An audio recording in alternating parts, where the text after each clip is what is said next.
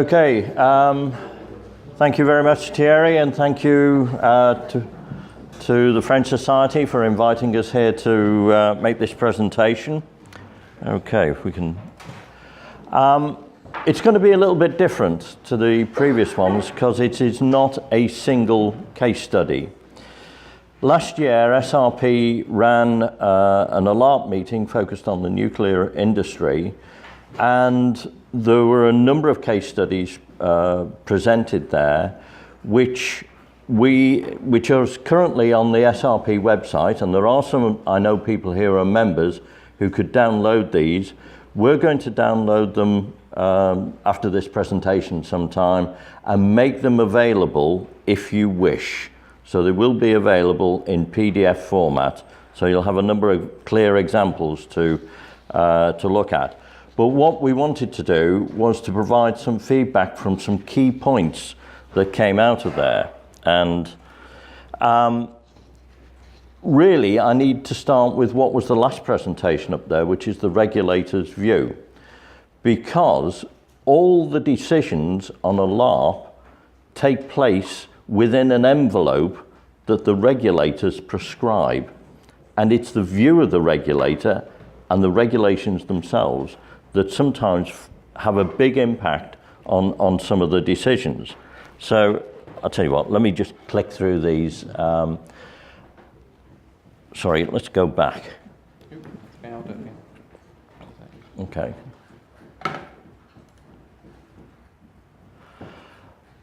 Just looking at the UK regulatory regime, there are two main arms to it. One is health and safety at work, and the other one is environmental.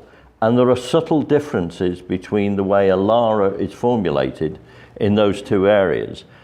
And I'm going to spend a little bit of time at the beginning, perhaps a few minutes, to go through some of these.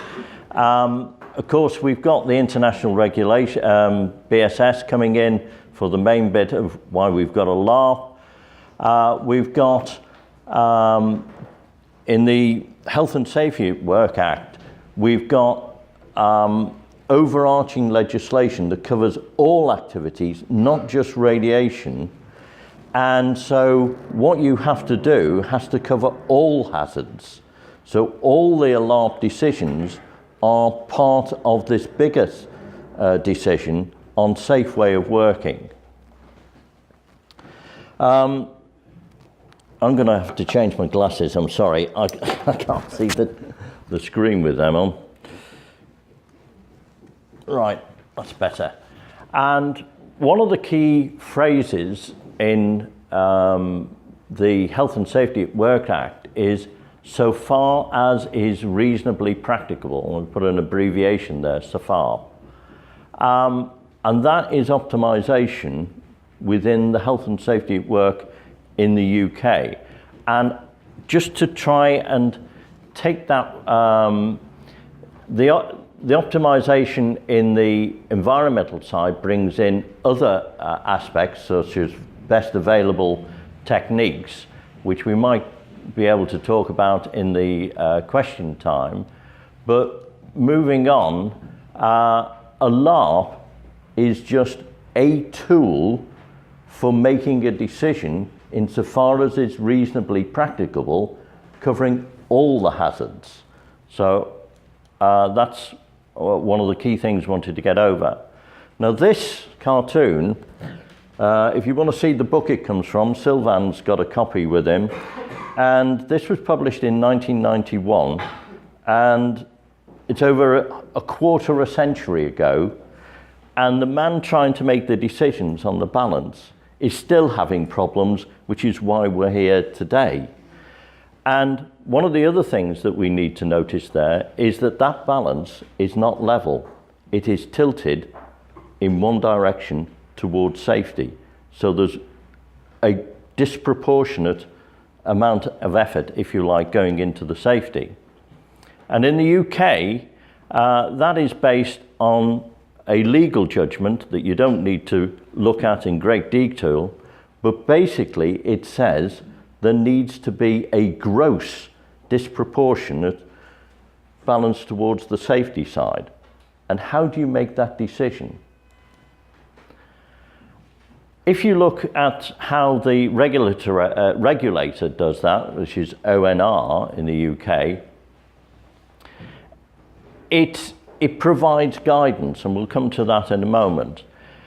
But one of the things it does say is explicit balancing does not have to be done in each and every case. And that is a key phrase that we might want to look upon and develop a little bit more. So we'll do that. Just one example from the Sellafield presentation, the case study there. They said that they have ALARP processes, but one of those elements of the ALARP process is if the total dose is less than 1 man millisievert, collective dose that is, and the individual doses are less than 400 microsieverts, they do not do a formal ALARP study. Okay, what that is doing is setting the level of effort that goes into how they look at a problem. It doesn't mean they can't ignore assessing the risk. They still have to know what the doses are. But one of the key things that the regulators focus on is relevant good practice, abbreviated to RGP. And they produce a document, and there's a link to it later on. It's easily found on the website. And I've just taken a few of the elements that are in that relevant good practice document. Affordability should not be a factor, is what they say. Now, what they mean by that is if you're a small company and have a small amount of resources, you can't just say, oh, well, we're poor, we can't achieve the same standard as a bigger company. There's also the balance of risk. This is where you get the all risks, all hazards approach. You've got to be able to balance all those different elements. And this is just continuing on with some of the things in there. This is where we come to what does gross disproportion mean? Well, it goes back to a former Director General of the Health and Safety Executive, and something he put forward that said a factor of about 3 for workers in terms of the imbalance, and maybe a factor of 2 to 10 for the public. But how do you get that factor, that numeric number? Because all the different things that you're balancing come in different units and have different influences. And so that gross imbalance is still very difficult to do. And so we rely on relevant good practice, case studies that we can learn from, etc. And if you look through that document in further detail, you see them giving examples of the different areas of good practice. And it's not just technical examples of the way you would carry out certain things, whether it's shielding, decontamination, etc. It's about the process that you go through, and really, this is where we get to the culture that is in the company that is doing the work, because that is important in the way that they operate. Training is obviously very important, but trialing what you're going to do and doing it with mock-ups is also very important. Now, if you look at this this here, you see the man here, you can see the scale of the investment that's been made in doing trials. Now, where's that investment justified? Is it, part of a single event of an exercise, or is it a long-term investment covering multiple outages, as we got examples of from the first presentation from the French. Lots of investment in specialized equipment. And how do you justify that? I suspect most of the justification for it comes from the efficiency of reducing the time of the operation and the cost of loss of generation, etc. There was another example in one of the case studies from Sellafield, where they looked at a particular example of drilling into a sump where there were very high localized dose rates, but they were very, very localized, and you could get shine paths. And what they did, their ALARA assessment started out with a total dose budget of 18.7 man-millisieverts, but they didn't achieve it. They came in at 21.9. So that kicks into place a more detailed review of why they didn't get it right, why they weren't below. And what they found out is that the way they'd done it, they'd had pre-task trials in an inactive area and also in the active area, and they'd used some mock-ups. The only trouble was it hadn't been mandatory for all the people involved to attend those. And when you looked at the individual doses of the people involved, those that attended were down here, and those that hadn't were up here. And it's important to get those feedback sort of situations. More examples of learning. This is really learning from the learning cycle, but looking at what other people have done, which is one of the elements of why we're here. And this is really another example of the culture. You've got to have the culture in the organisation to do this. We've then got examples of good practice, proactive ALARP committees, which we've heard from, I think, both presentations, worker involvement, etc. Now, the thing that I put at the bottom there is, all I've been talking about so far is the regulators' expectations in terms of good practice. The industry have come together through the Nuclear Industry Safety Directors Forum and one of the working groups under that to produce their view on what they should be doing and learning from others. And I've given you the reference there to where you can access that. Okay, let's move on to, keeping an eye on the time. Reactor fuel pond decommissioning, very, very big project. It's before and after, took several years.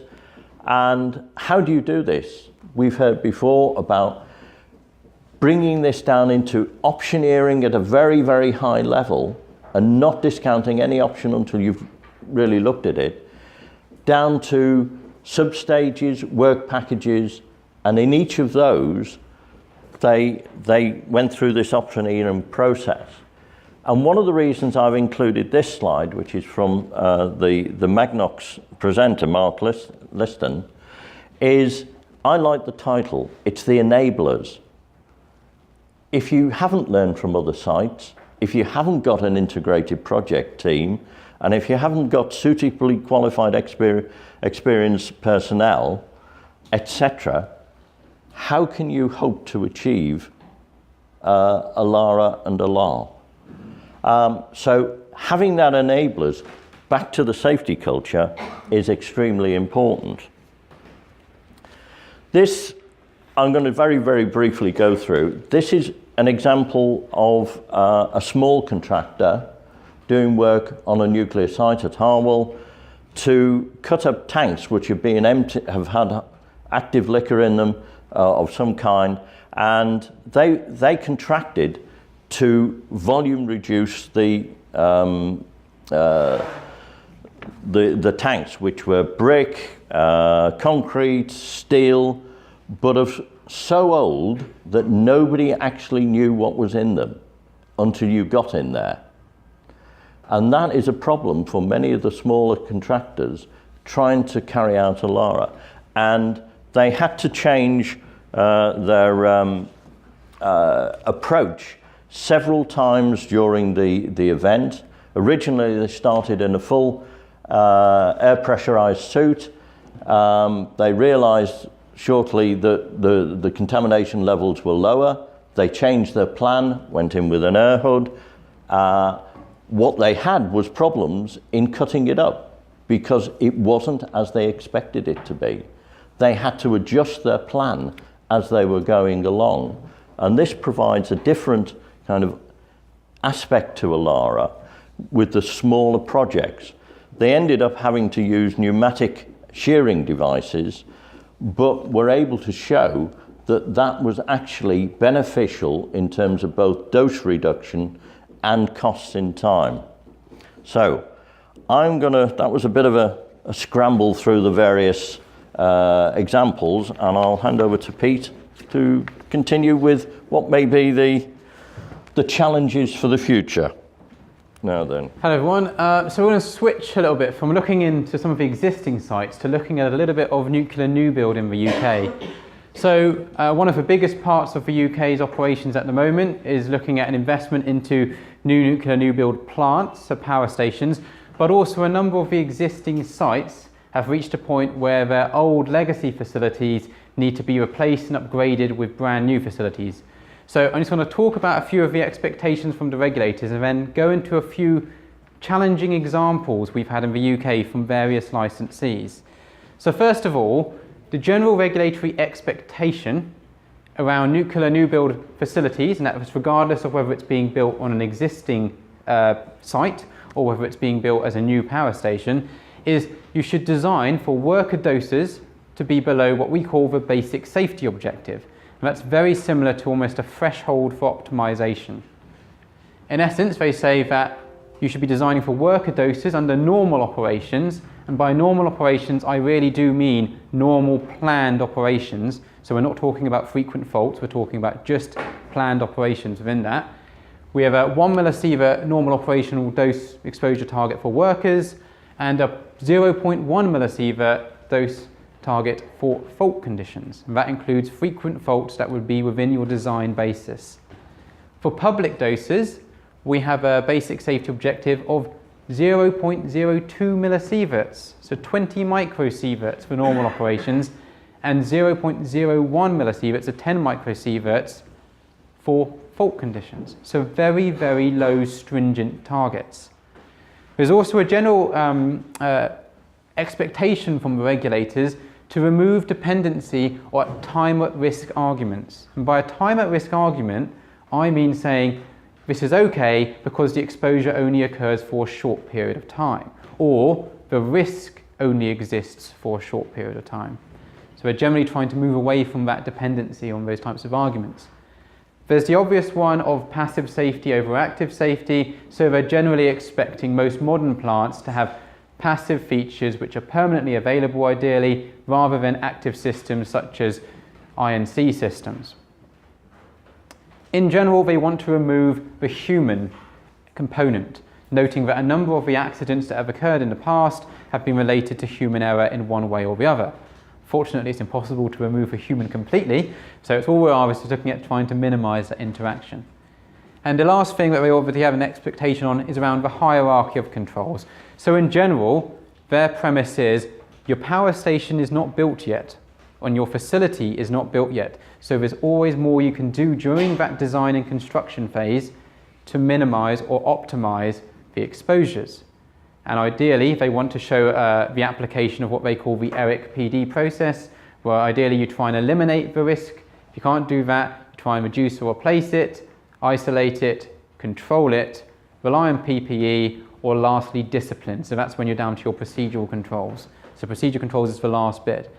But if we look at those expectations, the main challenge it's brought to us is, have we moved away from optimization now? Have we moved to minimization?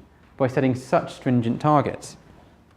So if we look at it, to summarise how we lose our ALARP framework in the UK from a regulatory perspective, the old ALARP carrot diagram comes back.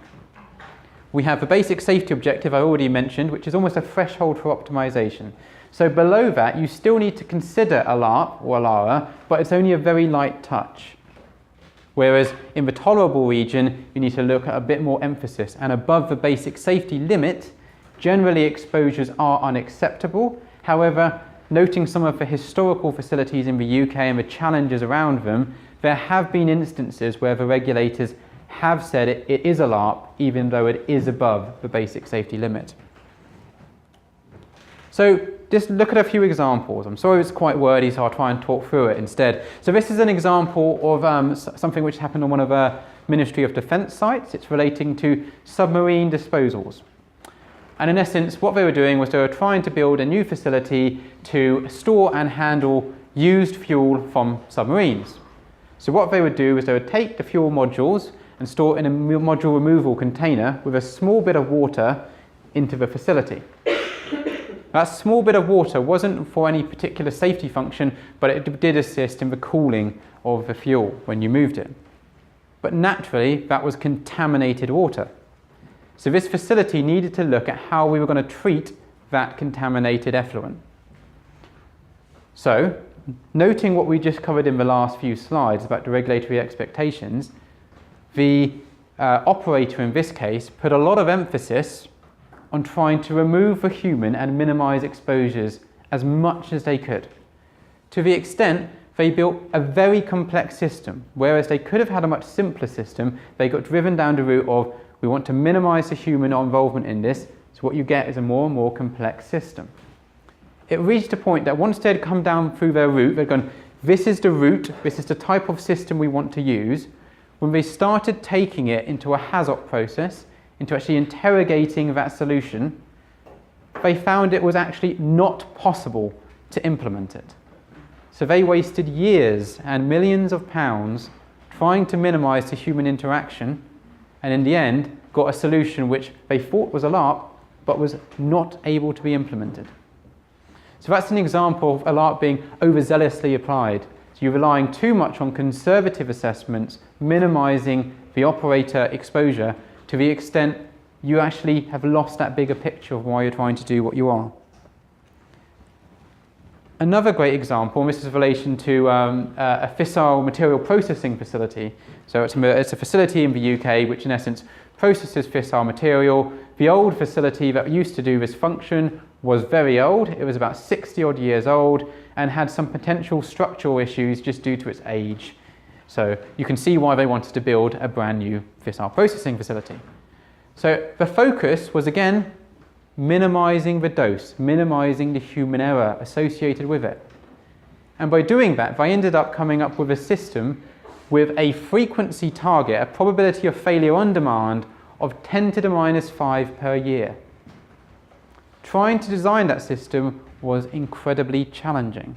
In fact, there was only one supplier that said they would take it on, and it reached a point where they gave up.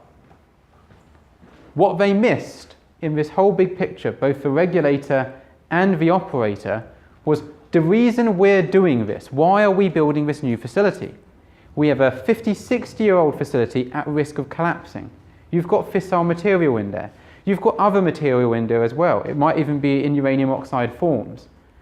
The solution you should have been focused on is we need to improve the safety by having a new facility. And as long as it is a new facility with better conditions, there is an ALARP improvement there. We shouldn't be focusing so much on the detail of the individual to the extent that you propose something which is not feasible. So this site at the moment ended up having to pause construction of their new facility because they had spent all their money focusing on some of the individual design requirements, so that risk at current is still sitting in an old facility which might not be entirely structurally sound. So has ALARP failed in that instance? Bringing it into the power station side, one of the areas in the UK we've been looking a lot at frequently at the moment is around dry storage of spent fuel. So one of our existing PWRs has built a dry storage system, And one of our new PWRs being designed is planning to use a similar type of system. So dry storage of the fuels over wet storage. Now, the two sites in question both decided to go with the same technology provider. Now, there are some subtle differences in the type of the fuel and the composition of the fuel, but in general, it's the same solution being proposed. However, the newer site is much more size constrained. And because of that size constraints and around also the planning permission given around, they have a certain envelope for what size that spent fuel building can be.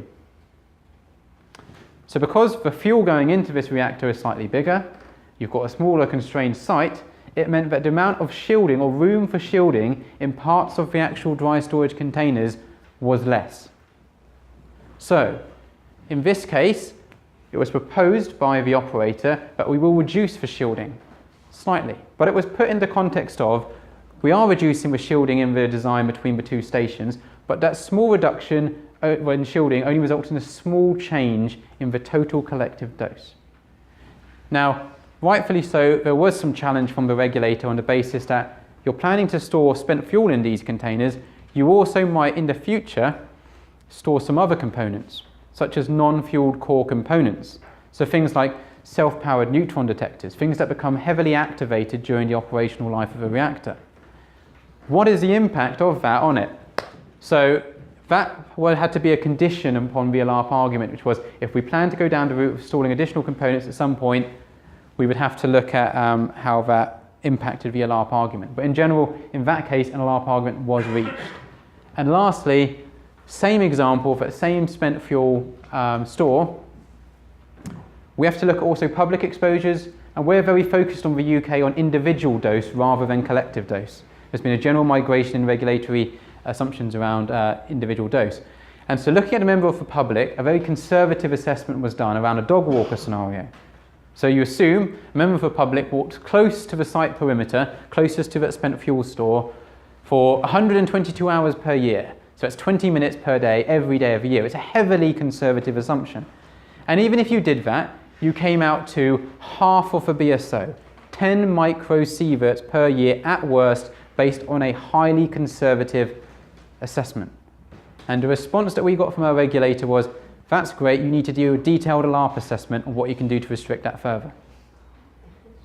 So that's even below the threshold of optimization. So concluding remarks from me on the new build side is, firstly, we've got a threshold, or BSO, which is that set too low? What emphasis should be placed on lowering the doses past the BSO? It should be a very light touch. We shouldn't be focusing on it. And are we focusing on the detail and missing the bigger ALARP or ALARA picture? We often look at specific examples when we don't look at things like, as I mentioned before, the facility replacement. That was the big ALARP picture. And has optimization become minimization in new build? And do we have a radiation safety culture issue by pushing this down? That's it. Thank you.